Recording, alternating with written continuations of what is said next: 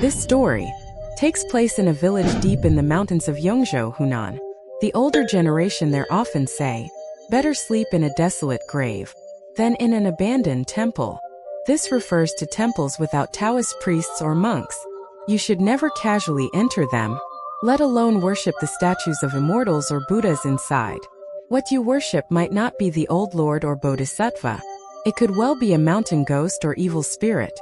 Worshipping such things is like signing a contract of servitude with them. At best, you'll be plagued by misfortune. At worst, your family will be destroyed. Dear friends, this is a thrilling folktale of the supernatural. Those with faint hearts, please watch with caution. Now the story begins. In a village deep in the mountains of Yongzhou, Hunan, there was a man named Zhang Wanyu. His ancestors had lived in the depths of the mountains for generations. Though life in the mountain village was simple, the hills were covered with bamboo, and there were plenty of birds and beasts. He made a living by weaving bamboo sieves and baskets, and was skilled at setting traps and nets to catch wild game to sell in the city. His days were modest but manageable. One day, Zhang Wanyu went to the back mountain at dawn to cut bamboo for drying and crafting. On his way, he checked the traps he'd set to see if he'd caught any pheasants or rabbits. From a distance, he saw something moving in the grass where he'd set a trap. He clapped his hands in excitement, muttering to himself, "That's another fat rabbit." Wild game meant rice, oil, and salt. But when he got closer and parted the grass, he found a large yellow weasel. A yellow weasel, or huanghucheng, was extremely foul-smelling and inedible. You could only skin it for its pelt. But its pelt wasn't as valuable as a fox's. A rabbit could fetch 20 yuan. So seeing a weasel, he couldn't help but feel disappointed. The weasel was thrashing wildly at first, but when it saw Zhang Wanyu, it calmed down, its round, gleaming eyes staring at him, as if saying, "What do you plan to do with me, kid?" Zhang Wanyu found its expression amusing, and said, "You cursed thing, glaring at me like that? I'll skin you and make a pair of gloves." He raised the stick in his hand, ready to knock it out. Just then, from behind the grass, 3 small weasels scurried out.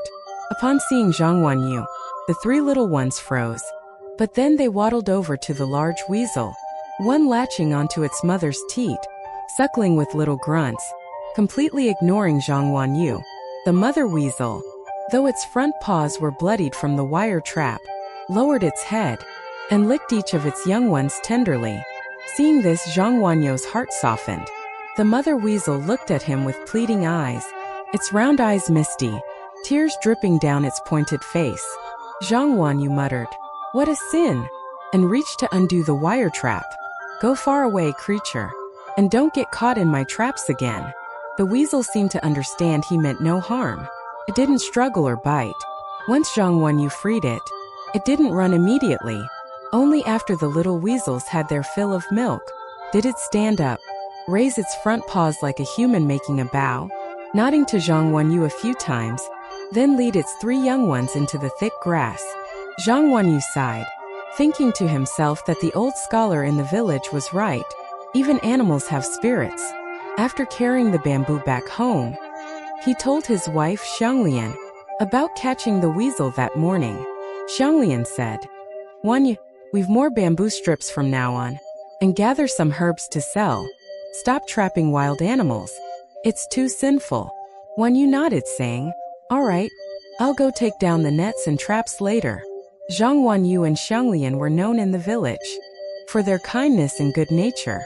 They never quarreled or fought with anyone. Whenever someone in the village needed help, no need to ask, Zhang Wanyu and his wife would be the first to show up. Even so, the couple didn't have the good fortune that good people are supposed to have. Their greatest sorrow was that, despite being married for over 10 years, they had no children. They'd been to the county hospital, tried countless folk remedies, but Xianglian's belly never showed a sign of life. Over time, Zhang Wanyu stopped dwelling on it. If it couldn't be forced, they'd live their lives as they were. But life is unpredictable, until the day the coffin lid closes. After Zhang Wanyu stopped setting traps, to make up for the lost income, he had to venture deep into the mountains to gather herbs. Unlike mushrooms that sprout everywhere after rain, valuable herbs grew far from human habitation, on steep cliffs in the deep mountains. Compared to setting traps near home, this was far more grueling and dangerous. Fortunately, Zhang Wanyu had grown up in the mountains, and the dense forests and rugged terrain were no great obstacle to him. One day while gathering herbs, Zhang Wanyu noticed the sky darkening, with rain approaching from afar. Summer rain in the mountains often carried miasma, and getting wet could make you sick for days. So he hurried out of the ravine toward home. As he neared the village entrance, thunder rumbled, and raindrops the size of beans began to fall. Zhang Wanyu covered his head and ran, but in his haste he collided with someone. The person yelped and fell to the ground. Zhang Wanyu quickly apologized and helped the stranger up. It was a man dressed like a Taoist priest.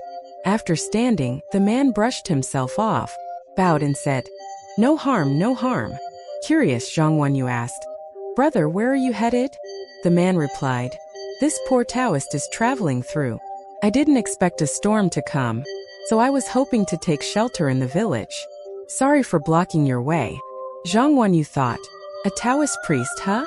Seeing the rain about to pour, he said, "Master, if you don't mind, come to my house to take shelter." The priest didn't refuse, bowing again and saying, "Then I'll trouble you, kind sir." Back at home, Xianglian was cooking dinner. Mountain folk are hospitable, and seeing a guest, she fried 2 extra dishes. During the meal, the priest introduced himself as being from Zhangjiaji, a lifelong Taoist who loved to travel. He had come to visit a local master from his sect, stayed a few days at their temple, and was on his way back to Zhangjiaji. But he'd heard there was a temple nearby with spiritual energy, so he wanted to visit it on his way back. Zhang Wanyu, puzzled, said, "There's no temple around here." The priest asked, "Is this place called Lingshanao?" Zhang Wanyu nodded. "This is Lingshan village, just a few dozen households, but with centuries of history." The priest said, "That's the place. The temple is about 5 li from your village. It was abandoned during the campaigns years ago, and no deities have resided there since. But my master told me a deity has recently taken residence in that temple, so I came to pay my respects." Zhang Wanyu was skeptical about gods and Buddhas, but Xianglian was a devout believer. She asked, "What kind of deity is it?" The priest replied, "I've heard it's a disciple of Guanyin, quite efficacious." Xianglian's heart stirred. "A disciple of Guanyin Bodhisattva?" The priest nodded and then asked, "Is it just the 2 of you at home?" Zhang Wanyu explained that his parents had passed away, and despite trying for over 10 years, they hadn't been able to have children. They'd seen doctors and tried remedies to no avail. The priest pondered for a moment and said, "If medicine hasn't worked, why not try praying to the child-giving Guanyin?" Xianglian sighed, looking dejected. "We've been to Nanyue to pray, but the Bodhisattva didn't answer."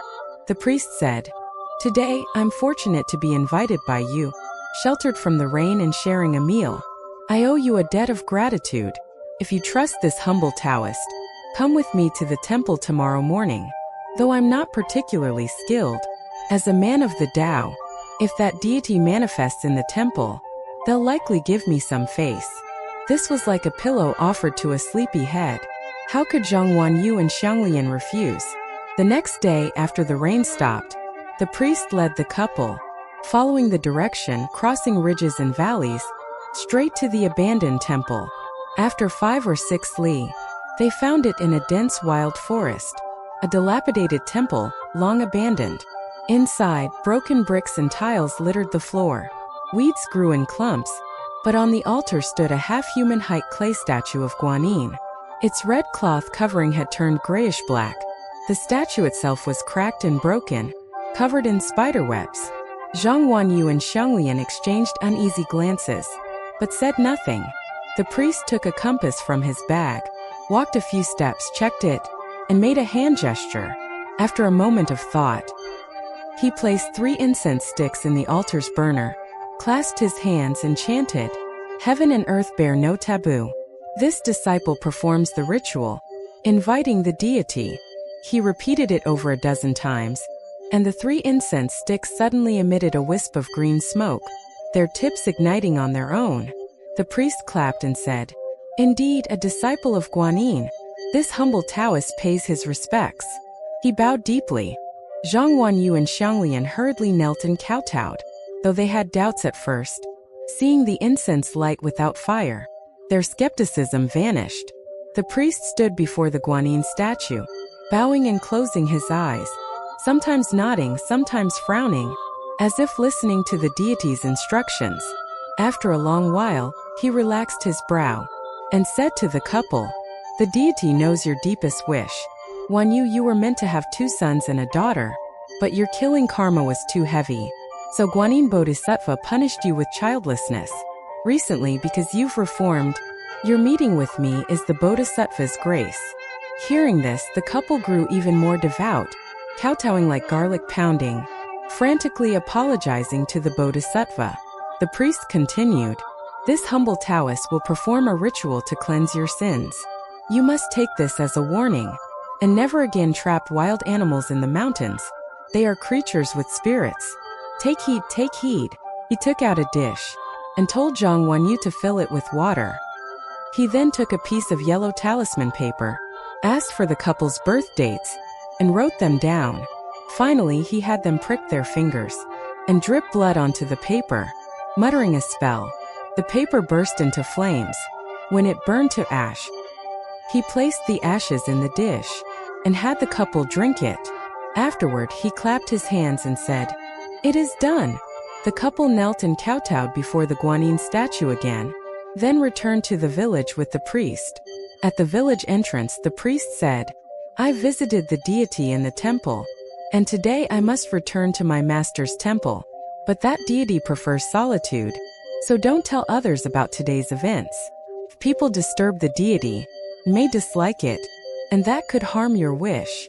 The couple nodded vigorously, thanking the priest profusely before seeing him off. At first, Zhang Wanyu and Xianglian believed the temple housed a true deity, but after years of praying without results, they held some hope but didn't fully trust it would work. Yet a month later, Xianglian became pregnant, filling them with uncontainable joy. The villagers were astonished, but the couple didn't dare mention they had prayed at the temple, only saying their child's fate had arrived. After Xianglian's pregnancy, Zhang Wanyu was more motivated than ever, always smiling as he busied himself. To earn more money, he ventured into the mountains more often. The weasel he had freed frequently appeared near their home, watching him without fleeing, sometimes even following him into the deep mountains. Zhang Wanyu didn't find it strange, assuming the weasel knew he wouldn't harm it. The seasons in the mountains changed like magic, and in the blink of an eye, spring arrived the next year. Xianglian gave birth to a chubby boy, making Zhang Wanyu so happy he couldn't stop thinking about returning to the temple to thank the Bodhisattva.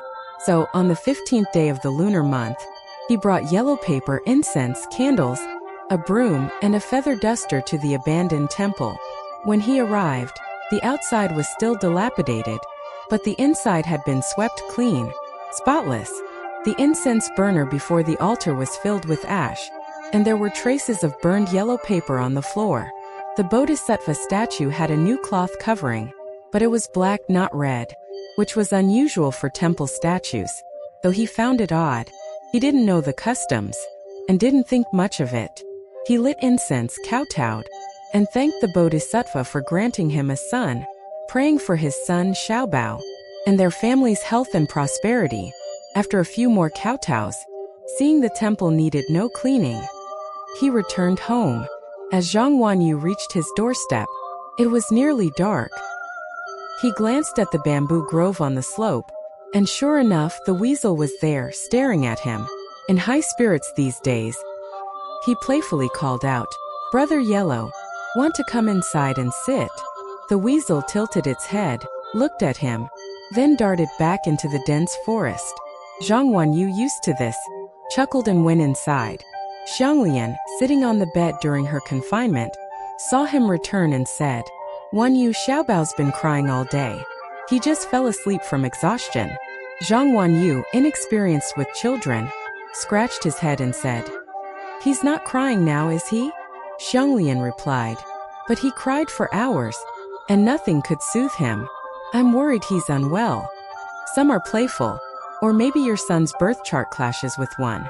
It's not unusual. The shaman gave him a talisman, instructing him to rub some ash from the bottom of their cooking pot on it, mix it with rice paste, and stick it above the door. He explained, this talisman will ward off the thing. The pot ash carries the power of the kitchen god. Spirits and monsters will know they're caught, and won't dare bother the child again. But respect spirits as they respect you. Burn incense and paper money by the house. Set out a bowl of rice, and gently send the thing away. Zhang Wanyu nodded, committing it to memory. When he offered payment, the shaman refused, saying, we're neighbors, no need for money over a small matter. Back home, Zhang Wanyu saw Xiaobao and Xianglian sleeping soundly. He quietly followed the shaman's instructions. After pasting the talisman with pot ash, he ate a quick meal, lay down in his clothes, and thought, tonight should be fine. But deep down he was uneasy. At night, Xianglian held Xiaobao tightly, as if afraid someone would snatch him. Zhang Wanyu was equally tense. As the clock passed midnight, Xiaobao's breathing grew heavy. Suddenly, the tightly shut door rattled loudly, as if something had slammed into it, but the door didn't budge. At the same time, Xiaobao let out a piercing cry. Writhing in pain, his face turning red and hot, Zhang Wanyu, angry and anxious, rushed to the door, flung it open, and cursed at the invisible thing. As he shouted, the bowl of rice left for the spirit shattered with a bang. Under the moonlight, the ashes from the burned paper money scattered in the wind. Amid the swirling ashes, Zhang Wanyu glimpsed the weasel by the bamboo grove, standing upright, staring at him. Finally, at the first rooster's crow, Xiaobao's fever subsided. Xianglian, holding her son, sobbed uncontrollably. His father, what do we do? He won't even take milk anymore. If this goes on for 2 more days. She couldn't finish, turning away to cry. Zhang Wanyu sighed, his heart burning with worry, but he could only comfort Xianglian. He thought, there's no other way but to find the shaman again. Unable to wait, he told Xianglian to stay put, and hurried out. The moonlight hadn't yet faded, and in its dim glow, the dark mountains loomed like silent gods or monsters watching him. The weasel followed him again, keeping pace, slow when he walked, fast when he ran. Zhang Wanyu's anger flared. He turned and shouted, creature, I spared your life that day. Why are you following me? If you're harming my son, for the sake of me letting you go, please spare him. If it's not you, you're a creature with a spirit. If you know what's happening, help me. His voice choked, and the 7-foot man's heart softened. Tears streaming, he knelt and kowtowed to the weasel. The weasel didn't flinch or flee. Its round eyes glistened with moisture. Then it stood, darted into the underbrush, and vanished. Zhang Wanyu reached the shaman's house before dawn. The shaman, an early riser, was exercising in the courtyard. Seeing Zhang Wanyu, he knew something was wrong. Zhang Wanyu recounted the night's events. The shaman, surprised, said, with the talisman and pot ash, most mountain spirits should have been driven off. He added, I'll come to your house and take a look. By breakfast time, they reached Zhang Wanyu's home. Villagers had gathered, having heard about Xiaobao's condition, coming to help or keep Xianglian company. The shaman, known to the villagers, exchanged greetings. Before entering, he muttered, this isn't good. The talisman on the doorframe, with its red ink symbols and pot ash, was gone, and the bright yellow paper had turned white overnight. Silently, he checked Xiaobao's condition, then pulled Zhang Wanyu aside and said, Wanyu, this is no simple matter. It's definitely not a mountain spirit or wandering soul. What did you provoke? Zhang Wanyu scratched his head. You know me. My family's lived here for generations. No enemies, always at peace with the village. What could I have provoked? The shaman pressed. Think harder. Tell me everything honestly, or this could turn bad. Zhang Wanyu said, only last year I met a Taoist priest. He recounted the encounter and the temple ritual. The shaman, shocked, said, praying to the child giving guanyin isn't unusual, But I've never heard of this blood-dripping, talisman-burning ritual. Did he mention where his temple was? Zhang Wanyu shook his head. The shaman thought for a moment and said, "Take me to that temple now." Zhang Wanyu agreed, leading the shaman straight to the temple. They arrived at noon without stopping. The shaman's face darkened as he looked at the temple. It's midday, yet the Yin energy is so heavy. This is sinister. He took out his compass, checked it, then pulled out an iron pestle, cut his finger, smeared blood on it, and drove it into the ground before the temple door, muttering incantations. "Now we can enter," he said. Inside he surveyed the place, then quickly pulled Zhang Wanyu out. Without a word, they walked far before he stopped, looked around and said, "We need to see someone. We must ask him what's going on. This is definitely tied to that priest you met." Zhang Wanyu's mind buzzed, unable to fathom how Xiaobao's affliction could be linked to the priest who helped them conceive. In his heart, the priest was a benefactor. How could he harm them? The shaman explained, "The art of Taoism is vast and profound. Though sects differ, they share a common truth. But the ritual you described isn't from any Taoist school. It's not even a lesser path. Feels like Siamese black magic. Yet the talisman burning suggests some Taoist roots. Before we even entered the temple, I felt a heavy malevolent energy. I used a demon-subduing pestle to suppress it before daring to go in. When I saw the Guanyin statue, I knew the malevolence came from it. And a bodhisattva statue draped in black cloth? I've never seen such a thing.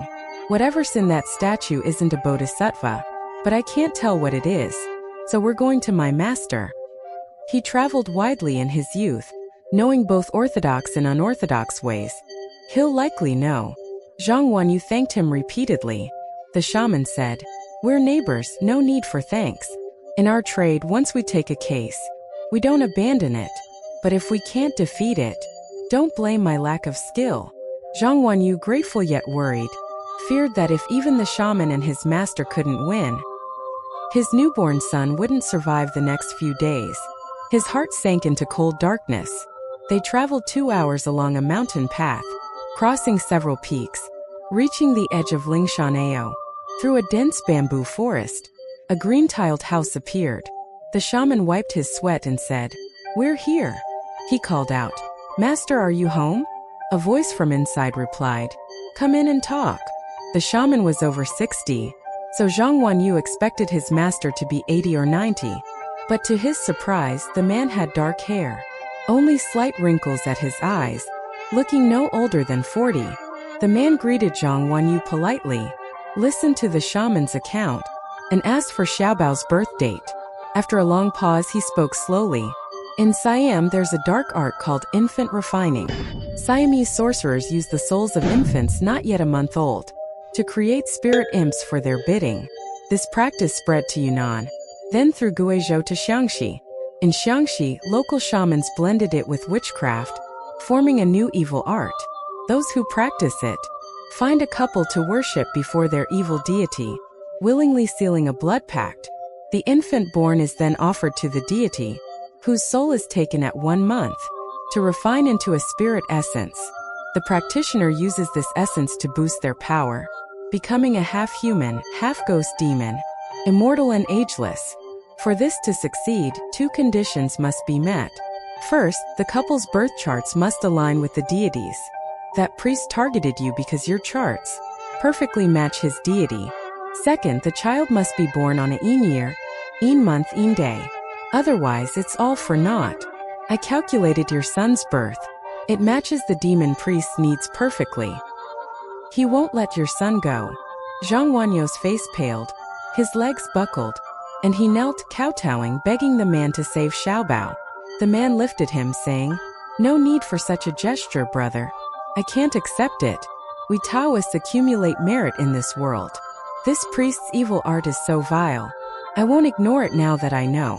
Besides, we're neighbors." Time was short, so the 3 set off for Lingshan village. On the way, Zhang Wanyu learned the man, surnamed Chan, was 85 and had practiced Taoism for 71 years. Curious, he asked why the shaman, with 30 years in the trade, didn't look as youthful as Chun. The shaman smiled sheepishly. My master never married, and his talent far surpasses mine. His skills are beyond my reach. Near dusk they reached the village. Chen Daozhong first placed talismans on the doorframe and bedhead, then examined Xiaobao. The baby was quiet, sleeping soundly, but so thin he looked like a little monkey, his face faintly shrouded in black qi. Chen pointed at Xiaobao's forehead, closed his eyes and chanted silently. Zhang Wanyu saw Xiaobao's ashen face gradually turn rosy. When Chen opened his eyes, Xiaobao cried out, sucking hungrily. Xianglian, nervous at his crying, was reassured by Chen's smile. He's hungry. Feed him. The three men left the inner room. Chen said, I've temporarily dispelled the evil qi, but that thing will surely return tonight. Tomorrow is your son's 1-month mark. If it drains his yang energy tonight and infuses him with evil qi, even the great immortals couldn't save him. Zhang Wanyu, who thought Chen had saved his son, felt his heart sink again. Anxious, he wrung his hands. Chen said, Brother Zhang, I'll do my utmost tonight. Once human efforts are exhausted, it's up to fate. At night, after the villagers left, Chen instructed Zhang Wanyu to lock the door tightly. He hung a portrait of the old lord in the main room, donned a Taoist robe, held a buffalo horn in his left hand, and a black iron sword in his right. Suddenly, a gust rattled the windows, and the door was struck several times. Chen closed his eyes, chanted, and stepped in a 7-star pattern, brandishing the sword. As his steps quickened, the wind died down, and the door went silent. Chen shouted at the closed door, Friend of the craft, listen. I am of the orthodox Taoist lineage, under the old lord, backed by the 3 pure ones, standing on the 7 stars, holding a ritual weapon. I know you've strayed in a moment of folly, and I mean not to ruin your practice. Cease your evil art and leave. His words were barely spoken when the door was struck harder than before. Chen blew the horn, its wail like a call to thousands of troops. He picked up a talisman with his sword and swiftly drew on the floor. Where the sword touched, the ground steamed. Even the shaman marveled. When the drawing was complete, Chen hurled the sword at the door.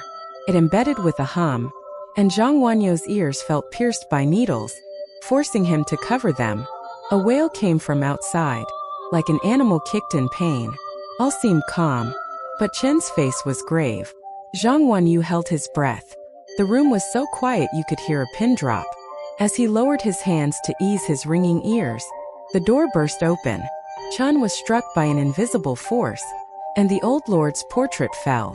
The shaman rushed to help Chen, whose face was pale, clutching his chest in fear.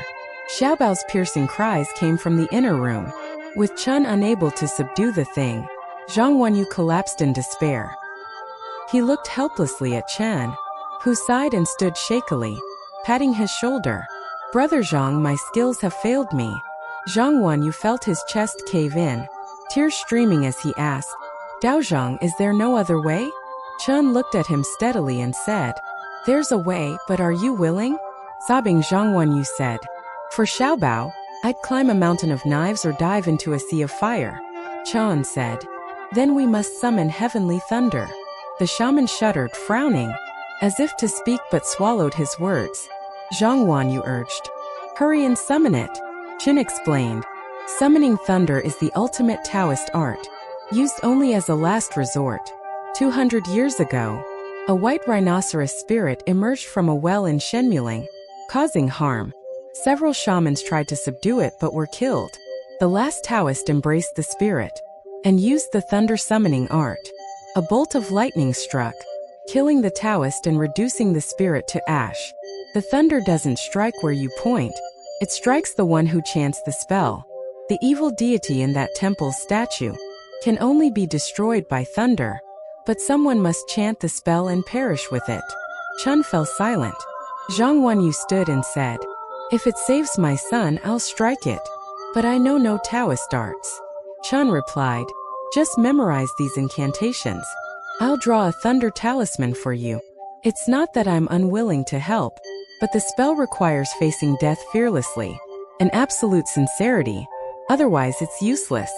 I'm afraid I can't achieve that. Please understand. Zhang Wenyu understood why Chun couldn't do it.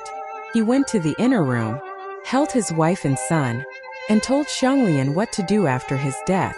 Ignoring her pleas, he took the thunder talisman Chun drew, silently memorized the incantation, and with reluctance yet resolve, left the house.